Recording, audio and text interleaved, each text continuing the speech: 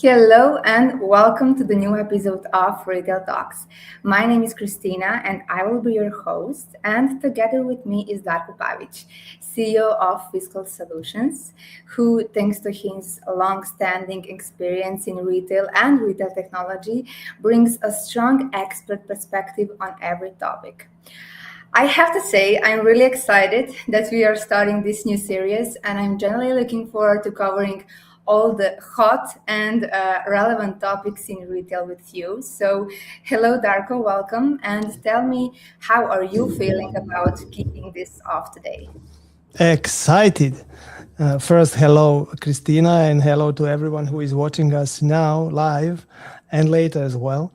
It's a really exciting topic and exciting idea to do this retail talks, because we want to do it differently. We don't want to talk about fiscalization. It's a kind of boring, actually, but this is not the reason. Of course, it's not boring. Fiscalization is also very interesting. But the point is that we and I believe that if you want to develop solutions for retail, you have to understand retail. And the best way to understand retail is actually to discuss the topics in retail. So that's why I'm very excited. And you presented me as somebody who has lots of knowledge and experiences. Not really, because retail is always changing so fast. And even if you think that you now know something, then you learn tomorrow something totally new, and you realize that you don't know the important things of the, let's say, retailing like we have it today. I agree with you totally, but for me, you have huge experience. Thank you for that. For sure, much more than me, so I'm very happy that I'm learning from you. 𝐷𝐿, before we go into the topic itself, I think that we need to set the scene for our audience. So every week we will be recording retail talks where we will discuss one current and relevant retail news story. Then we will break it down in a way that actually matters for the industry, like you said, for retail, and we will share our opinion on it. So with that in mind, 𝐷𝐿, I think that we could get into today's topic. Sure. So what actually happened a few days ago? A Korean beauty retailer called 𝐿 opened its first store in the United States in Pasadena, California. And what makes this interesting is not just the store opening itself, but what happened around it. I mean, people were lining up overnight, and more than 6,000 visitors came during the opening weekend, which is, I mean, amazing. So, 𝐷𝐿, what's your take on this? It will be really interesting to talk about that, because I have a little bit different view on all that happenings which we saw in US. But let me give you first at the beginning a couple of words about that retailer, because I think it's interesting to understand who is that 𝐿. So it's actually Korean retailer, cosmetic retailer, and they're running around, I think, 1,300 stores or something like that in Korea. And just for you to compare, I think Sephora has in France, basically their home country, around between 200 and 300, something like that. So they are really, really big, at least in Korea. They're not that international like Sephora. Sephora is in, I think, 36 countries or something like that, but very similar concept of the retailing, of the retail. And 𝐿 is much, much less international, let's call it like that. What is very international on the side of 𝐿 is the e-commerce business. They are delivering the products in 150 countries out of Korea, and this is really impressive. So from my point of view, it's not just cosmetic retailer, it's a more retail platform for K-beauty. And that's the topic that we will touch today. But before we do that, let us see a short video about the opening day and what happened actually there. So enjoy this short video. say this is a big deal. She knows. Yeah, I mean, I do. South Korea's largest beauty retailer just opened its first store in the U.S., and it's right here in Southern California. Okay, so check out the line in Pasadena today. The store's called 𝐏𝐿𝐷. People lined up for hours just to get inside. Eyewitness News reporter 𝐏𝐿𝐷. Yeah, 𝐏𝐿𝐷 opened up its first U.S. store out of all places in Pasadena this morning. And think of it as like a Korean Sephora. And yeah, it's a really big deal. Check out this line. The line has looked like this since 3 a.m. And honestly, it doesn't look like it's slowing down anytime soon. The store brings some of Korea's biggest beauty trends to consumers, and shoppers made sure to come out here early this morning. Probably like 1:30, 1:45 we're over here. I think around 1:30 to 2 or like 1-ish. I've been here for, let's say, 4 a.m. Shoppers can test products, cleanse at wash stations, and even receive a skin analysis. And for the city, it's all about a full K-beauty experience right here in Pasadena. Impressive. So really impressive. Let me give you a couple of words about that store, and then I have a small question for you, Christina. So this store is around 9,000 square feet. So we are in Europe calculating in square meters, so it's a little bit difficult for us to understand, but trust me, it's big. It's a big store. They have around 400 brands in that store with more than 5,000 items. So it's a quite huge store. But what makes it very special, they have a certain experiential areas, let's say, where you can experience the cosmetics, like analyze your skin, analyze or learn about the routines in the skincare and this kind of things. So it's not just a retail space, it's also educational space. And this is very interesting. I will touch that a little bit later as well. Christina, would you wait for so many hours in front of the store just to get inside? Wow, honestly, I don't think so. Very good question. I mean, if maybe something else would be the topic or the store that I really like, maybe with a couple of good friends or someone that I can talk with. But it's questionable. Yeah, we know, all of us knows that situation when new iPhone is coming out and everybody is waiting in the queue because they want to get the one. In this situation, everybody can get the products which are inside. So it's not the point and not the reason of waiting. Nevertheless, people are waiting. So this means there is something else behind. And that's what we want to analyze today. Why are people doing that actually? Yeah.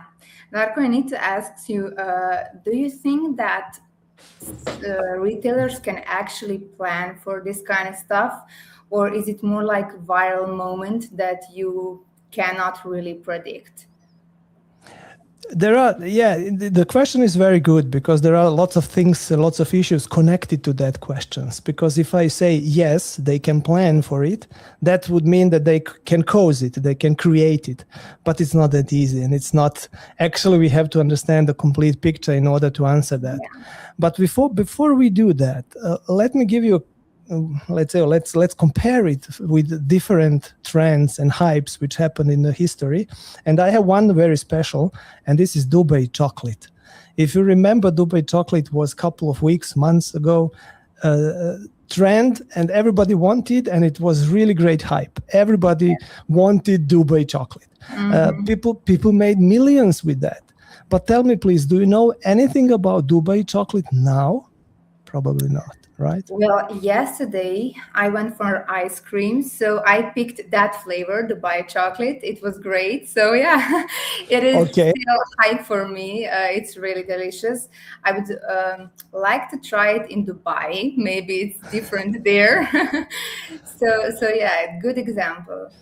But even if the people are still, you can still see it and you can still eat the chocolate or ice with the flavor of the chocolate, the hype is over. So the millions are already made and that's it.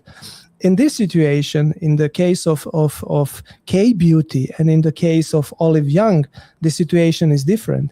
This is the wave which is still rolling. It's not stopping. It's a let's say something which is ongoing, happening. And that's why, to be honest, I was not surprised about this situation which we saw in US. I expected that. And I'm sure that 𝐏𝐿𝐼 Young expected that as well. So I'm sure that they were prepared and they were not surprised. Before we continue, let me give you a couple of words about beauty market, because I think this is important to understand the environment of this, and then to understand the situation in that environment. So the beauty, there are certain expectations, let's say, about the size of that market, beauty market. And there is one expectation that beauty market should reach around $6 billion in value in 2028.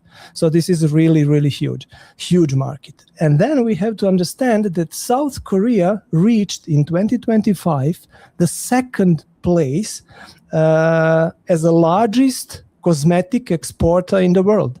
The first one is France, and directly after France, there is a South Korea. So this means they are already very good in that area. They are second in the world. There are also estimations that there are around 30,000 brands, cosmetic brands in Korea. And that brands are constantly innovating and constantly bringing really great products on the market.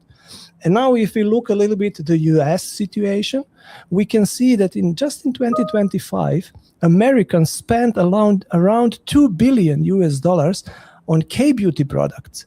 So this means it's not new for the US market. They already know that kind of products and they already love it. They already consume it. And then if you analyze a little bit who is mostly using the K-beauty products, then you can easily find out that that is actually Gen Z. And those members of Gen Z, they are using social networks today. And that's why it's not, let's say, that surprisingly that the majority of the people that we saw in the video or in that queue even are members of Gen Z. So that's the connection between all that. And please not forget, the skincare is the biggest part of the beauty market. And Korea is producing mostly skincare products. So now you see a little bit how the things are fitting together. Yeah, I understand you completely, and I have a lot of questions. So you mentioned that K-beauty culture and everything. So listening to all that, it feels like it started much earlier with all the key culture, K-pop, music also. Can you share something about that with us?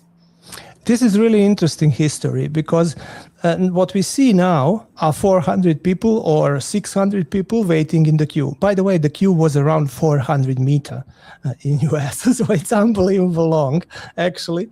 And the people are waiting for hours. And we see just something like a hype, but it's not. It's something which we called in the retail industry K-wave. K-wave, like Korean wave, and in Korean language it's Hallyo. So if you Google it, you can search for Hallyo and you will find lots of interesting things. And this is the wave actually that 𝐿𝐼 Young is riding, and this is the wave that is bringing 𝐿𝐼 Young products and retailing across the world. And that wave, K culture and K wave, started many years ago, even beginning of 2000. The major, let's say, starting point, as I see it at least, was the K-pop. And K-pop is a music direction coming from Korea, and the most famous band, I'm sure you know it, is BTS. You heard for BTS, right? Yes. You know, okay. So I'm sure then the beginning story of BTS will be interesting for you, and the connection between BTS and K-beauty. So the BTS is a band which was artificially created, let's say. So there was a company called Big Hit Entertainment. It's a label, and that label created the band in 2013. But you know, as every startup, this company was not really successful at the beginning. They didn't have lots of money to pay the marketing agencies and to have a great concept to conquer the world. So they created their own marketing strategy, which was actually based on self-promotion. Self-promotions at that time point was actually based on the task that every member of the band has to be active on the social networks and has to create the content. So the members of BTS band started creating the content, but not just the content about the music which they are doing or concerts on these kind of things, but about lifestyle around them. So they created the posts about food, about the fashion which they had, about how they are dressing themselves and this kind of thing. And one of the topics was, of course, related to the care of the skin care, because they did it as well. All that kind of the strategy, self-promoted strategy, was totally different than we knew it from the typical celebrities. Usually, if you're a fan of the celebrity, you take some pictures and enjoy them or whatever, so you'll let the celebrity coming into your life. This is typical way. But these guys changed it, so they let the fans coming into their life, and that created interaction between BTS and fans. So suddenly, by the way, they started on Twitter around 2013, 14 or something like that. And later they moved to YouTube, and later they moved to TikTok. So the TikTok was not actually the point to make them big. So everything together made them big. And then fans started not just following them and interacting with them, but they started also buying the products that BTS was using at that time point. But so this was the starting point of selling the K-beauty products because of BTS and connection to the band. But now to give you a feeling how big that wave was at that beginning, we should touch a little bit the BTS itself. I'm sure that you didn't know that BTS has 25 official Guinness Book World Records related to the music. They are even in the Hall of Fame, and they are even in the Guinness World Records, or one of the Guinness Book World Records icons. This is unbelievable, actually. And if we just touch the music which they are making, I didn't know that, but as I was researching it, I was really surprised. They are actually the most streamed group of all time on Spotify.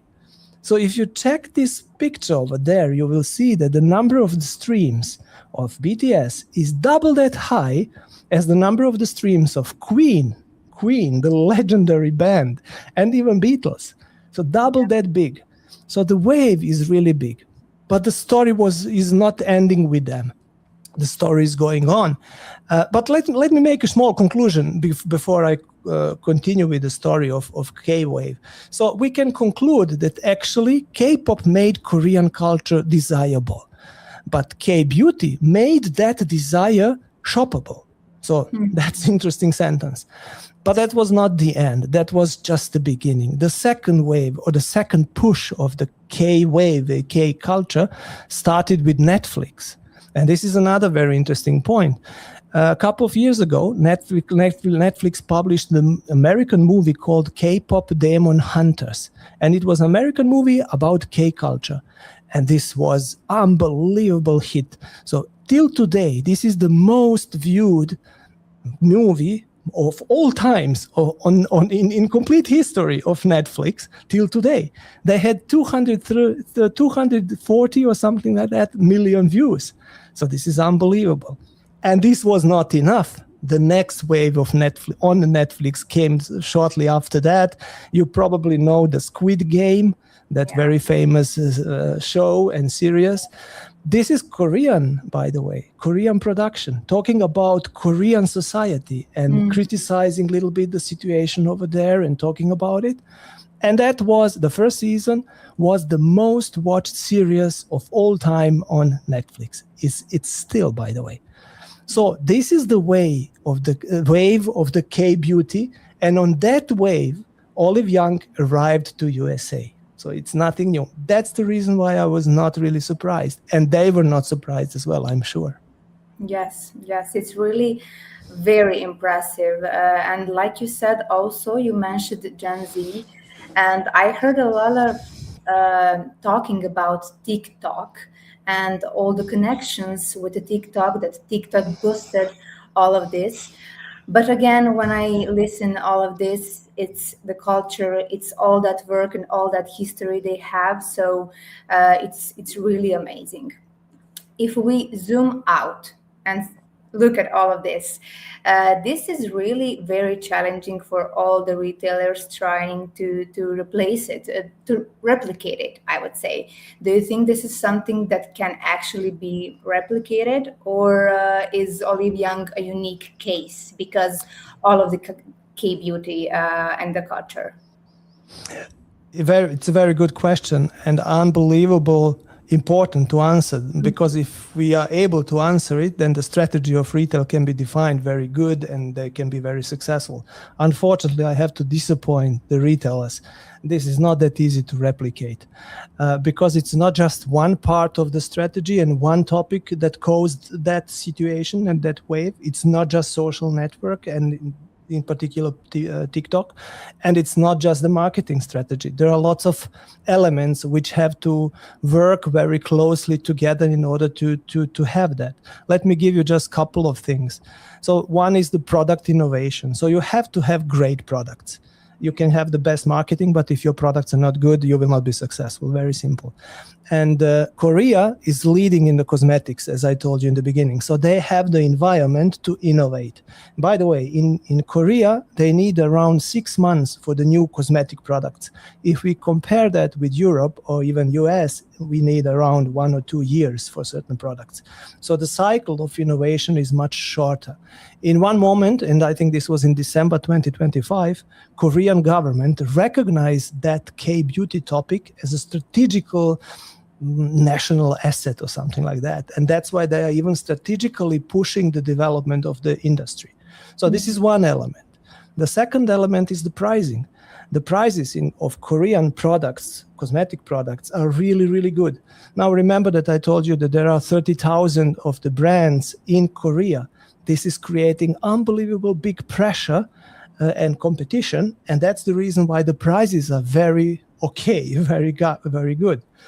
Then we can combine that with social networks, but not just in order like that to promote your own content and to make advertising or whatever. This is not the point. The point is the social proof. K-beauty travels around the world on the reviews, rankings, creator videos, recommendations done by other people, not by the company that is producing them. So this kind of social proof, this is like a small ecosystem. It's a not marketing strategy. And this is difficult to create. And then you have, of course, this cultural halo, K-pop, K-drama, Korean food, Korean fashion, Korean lifestyle, and all those different Ks together create actually that wave. And now if I should let's say, replicate that, it would be very difficult. Let me give you one example before I forget that. I asked my daughter to give me some makeups from Olive Young, actually. And then I asked her, why are you buying them? What is the reason here? And then she explained me like this. If I buy eyeshadow, I think is the word, I'm sorry if I'm wrong, I will get this kind of colors in Europe and US. And if you put some of those colors on your hand or on your skin, you will see that these colors are very strong. Good quality, yeah. Yes, good quality, but very strong. There are strong colors. But if you take the Korean makeup, and I will take now one of this to compare and put it behind, let's say, the same things, you almost don't see it. So and it's there. I put it there, but nobody. It's there, but it's very discreet, you know. Yes. And this is the trend which is happening in the world in general. And Korean companies are targeting exactly that kind of general trends, like no makeup or clean girl makeup or these kind of things.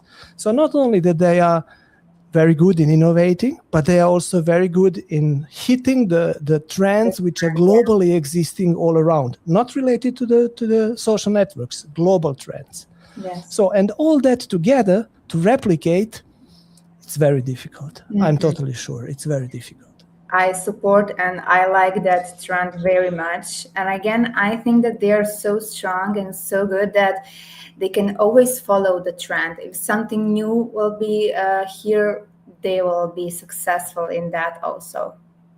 Yes. Yeah. Okay, Darko, maybe you can close this for us. What would you say for the end? What is the key takeaway from the whole story? Yes, the culture. Very simple. The culture. The culture is the new traffic driver, let's say, the sales driver. It's not anymore just a social network. Social network can create attention, of course, but it will not create sustainable business. And culture can create sustainable business. And we see the example based on the K-beauty, which is major element, major part of the beauty market, which is really huge. So the culture. Thank you a lot. Thank you, Darko. I think that that really sums it up well. And with that, we will wrap it up for today. Thank you all for watching Retail Talks. We really hope that you liked the episode. And if you are interested how trends are changing and how all of that is actually impacting retail, this is exactly the place where we will be talking about it. So follow us, share your thoughts, of course, and feel free to suggest any topic you would like us to cover in the next episode. Thank you again, and see you next time. Thank you very much. See you next time. Bye. Bye.